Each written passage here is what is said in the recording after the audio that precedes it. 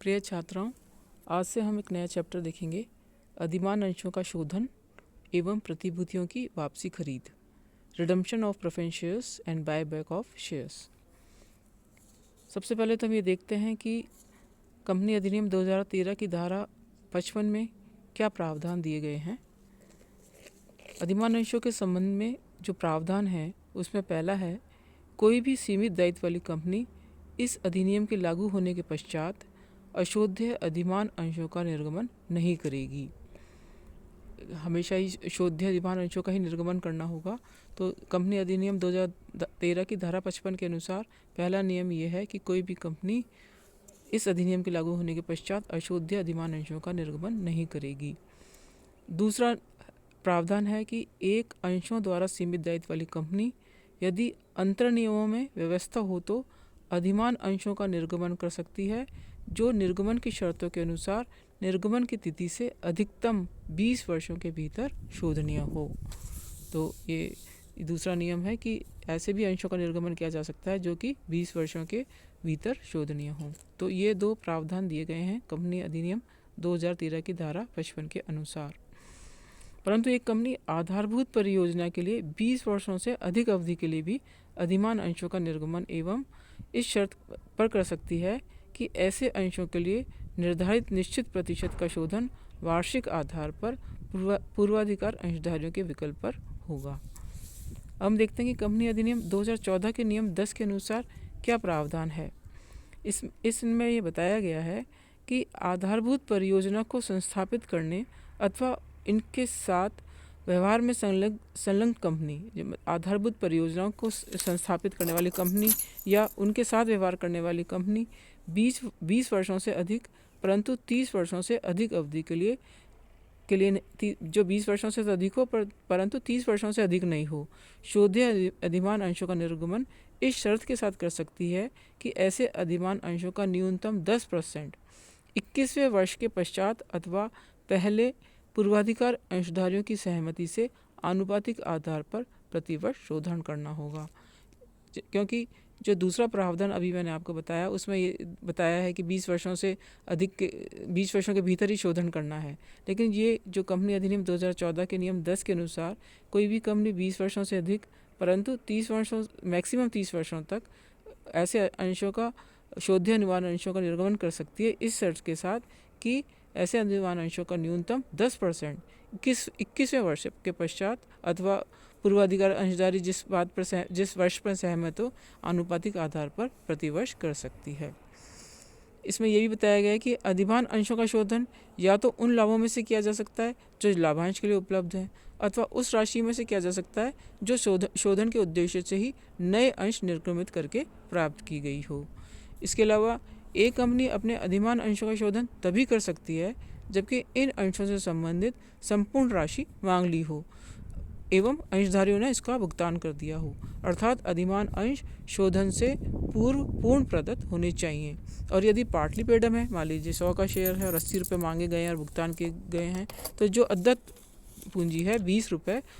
उस पर पहले देय राशि को मांगकर पूर्ण प्रदत्त अंश बनाया जाएगा और इसके पश्चात ही इनका शोधन किया जाएगा। तो अंशतः प्रदत्त अंशों को पूर्ण प्रदत्त बनाने के लिए जो एंट्री की जाती है वो है पहली एंट्री होगी कि redeemable preference share final call करेंगे हम, क्योंकि एक राशि जो मांग राशि बकाया है, तो redeemable preference share final call account debit to redeemable preference share capital account, ये एंट्री होगी, ये आप सब जानते हैं। और उसके बाद ये फाइनल कॉल प्राप्त करने की एंट्री करेंगे, bank account debit to redeemable preference share final call account. तो ये दो एंट्री होंगी। इस प्रकार से जब संपूर्ण राशि मांग ली जाएगी और प्रत्येक अंश पूर्ण प्रदत्त हो जाएगा तो उसके पश्चात ऐसे अंशों को शोधन की प्रक्रिया शुरू हो जाती है। इसके अलावा तीसरा पॉइंट है कि यदि अधिमान अंशों का शोधन कंपनी अपने लाभों में से करती है तो लाभांश वितरण हेतु ऐसे लाभों में से करती है जो कि लाभांश वितरण हेतु उपलब्ध हैं। तो ऐसे लाभों में से जिन अधिमान अंशों का शोधन होना है उनके अंकित मूल्य के बराबर राशि पूंजी शोधन संचय खाते कैपिटल रिडम्पशन रिजर्व अकाउंट में हस्तांतरित करनी होगी। जब कंपनी अपने अधिमान अंशों का इस धारा की व्यवस्थाओं के अनुसार शोधन करती है तो इसे पूंजी में कमी नहीं माना जाएगा। तो ये बात ध्यान में रखें कि फेस वैल्यू के बराबर की राशि को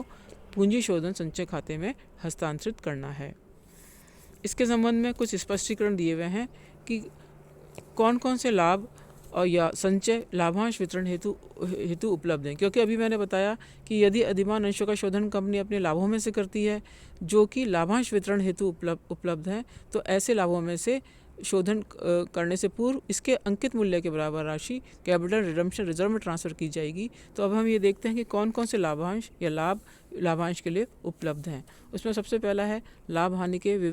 विवरण में आधिक्य, surplus in statement of profit and loss account, general reserve fund, insurance fund, dividend equalisation fund, workmen compensation fund, इतने ये आपकी बुक्स में दिए हुए हैं सारे। इन्वेस्टमेंट अलाउंस फंड और development rebate reserve, development allowance reserve, ये जितने भी ये रिजर्व्स हैं जो इस स्पष्ट आपको दिए हुए हैं नाम, ये सब लाभांश के लिए उपलब्ध हैं। अब हम देखते हैं कंपनी अधिनियम 2013 की धारा 243 के अनुसार मुक्त संचय फ्री रिजर्व से क्या आशय है। फ्री रिजर्व से आशय उन संचयों से हैं जो कंपनी के नवीनतम अंकेशित स्थिति विवरण यानी ऑडिटेड बैलेंस शीट के अनुसार लाभांश वितरण हेतु उपलब्ध हैं, परंतु जिन संचयों को मुक्त संचय नहीं माना जाएगा उसमें पहला है ऐसी कोई भी राशि जो न वसूले हुए लाभों को प्रदर्शित करती है, काल्पनिक लाभों अथवा संपत्तियों का पुनर्मूल्यांकन चाहे संचय के रूप में दिखाया गया हो अथवा अन्य किसी रूप में दिखाया गया हो। हम सभी जानते हैं कि जो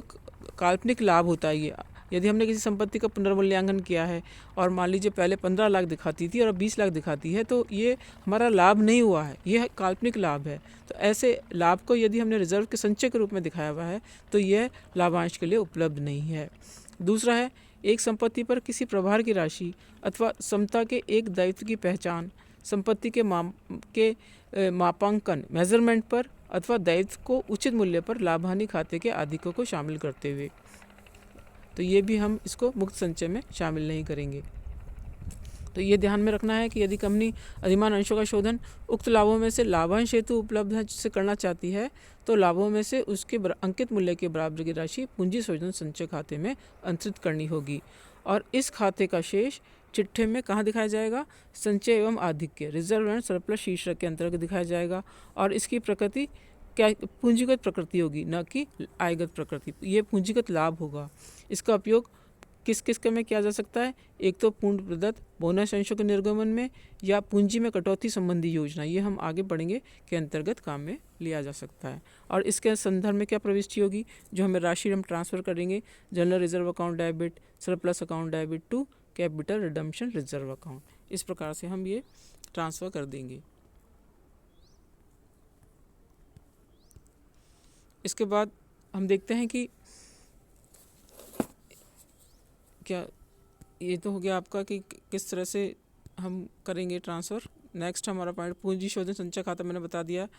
अधिमान अंशों के शोधन पर लेखांकन। अब हम ये इससे पहले मैं ये बता देती हूँ आपको कि सिक्योरिटी प्रीमियम अकाउंट और शेयर फॉरफीचर अकाउंट यानी अंशहरण खाता और प्रॉफिट प्रायर टू इनकॉर्पोरेशन समावेलन से पूर्व के लाभ और पूंजी संचय खाता लाभांश वितरण हेतु उपलब्ध नहीं होता। अतः इन लाभों को हम या इन लाभों या संचयों